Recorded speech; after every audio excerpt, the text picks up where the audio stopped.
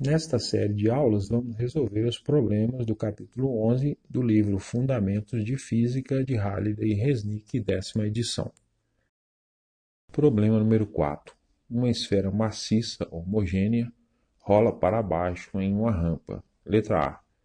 Qual deve ser o ângulo de inclinação da rampa para que a aceleração linear do centro da esfera tenha um módulo de 0,10 g? Letra B. Se um bloco sem atrito deslizasse para baixo na mesma rampa, o módulo da aceleração seria maior, menor ou igual a 0,10 g? Por quê? Durante a descida da esfera maciça, sobre ela existem três forças atuando. O seu peso vertical para baixo, cujo módulo é P igual a m vezes g. Como ele pressiona a rampa, de acordo com a terceira lei de Newton, a rampa reage exercendo a força de reação normal. E a força de atrito estático, já que ela não desliza, no sentido contrário ao deslocamento da esfera. Essas forças vão atuar no movimento de translação da esfera e também exercendo torque sobre ela. Observe que a atuação da força de atrito sobre a esfera fará com que ela gire no sentido anti-horário, que é o sentido positivo de rotação. Então, este será o sentido positivo do eixo x paralelo à rampa e o sentido vertical para cima será o sentido positivo do eixo y.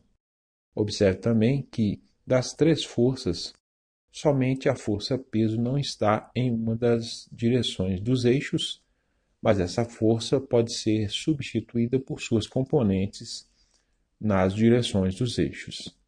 Considerando um triângulo retângulo no qual um dos ângulos agudos é igual ao ângulo de inclinação do plano, se o transportarmos para o centro de massa da esfera e o girarmos de 90 graus, veremos que este também é o ângulo formado pela força-peso e a direção perpendicular ao plano.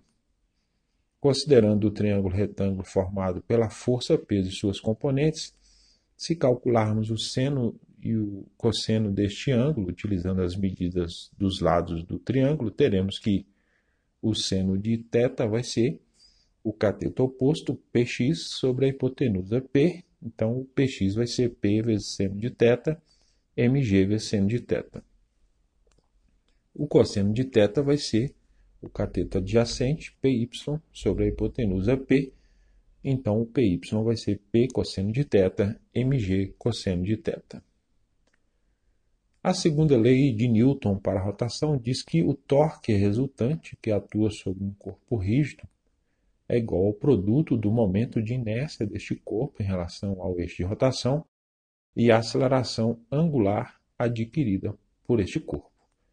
O torque é igual a I vezes alfa. Então, o torque resultante vai ser o torque da força de atrito, mais o torque da força normal, mais o torque da força-peso, tem que ser igual a I vezes alfa. O torque de uma força é igual ao produto vetorial do vetor R traçado do eixo de rotação perpendicular a ele até o ponto de aplicação da força e a força aplicada. Então, o vetor tal é igual ao vetor R, VEC e o vetor F. O módulo de um produto vetorial é igual ao produto dos módulos dos vetores e do seno do ângulo formado por suas direções. Então, o módulo de tal vai ser R vezes F vezes o seno de θ. Observe que o ângulo formado entre o vetor R e a força de atrito é igual a 90 graus e que o torque devido a essa força é positivo, porque faz com que a esfera gire no sentido anti-horário, como já dissemos antes. Então, o torque da força de atrito vai ser o módulo de R vezes o módulo de FA vezes o seno de 90 graus. Como o seno de 90 graus é igual a 1, o torque da força de atrito vai ser R vezes FA. O ângulo formado entre o vetor R e a força normal é igual a 0 grau, já que são vetores paralelos. O torque dessa força o torque da força normal vai ser R vezes o módulo da força normal vezes o seno de 0 grau. Como o seno de 0 grau é igual a 0, o torque da força normal é igual a zero. O ângulo entre os vetores R e a força peso também é nulo, porque esses vetores são paralelos e o torque dessa força também é nulo. Então, o torque do peso vai ser o módulo de R vezes o módulo de P vezes o seno de 0 grau. Como o seno de 0 grau é zero, esse torque é igual a zero. O módulo da aceleração angular de um ponto mais externo da esfera, que está girando, se relaciona com o raio e a aceleração do seu centro de massa de acordo com a seguinte equação. A aceleração A é igual a alfa vezes R. Resolvendo essa expressão para a aceleração angular, ela se torna. O alfa vai ser A sobre R. Como a aceleração linear do centro de massa da esfera é igual a 0,10g, fica 0,10g sobre R. Consultando a tabela 10.2 do livro, o momento de inércia de uma esfera em relação a um eixo que passa pelo seu centro de massa é I igual a 2/5 de m vezes r ao quadrado.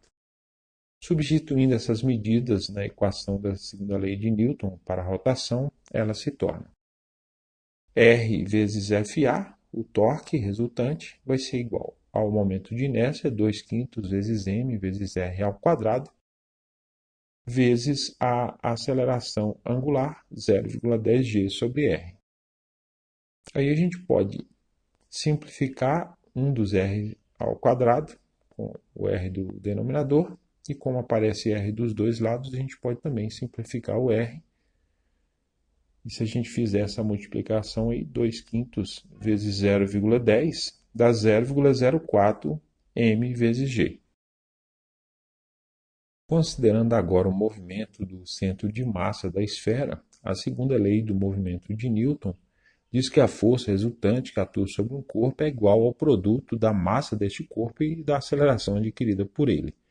Como o movimento do centro de massa da esfera acontece ao longo do eixo x, vamos considerar as forças que atuam nessa direção.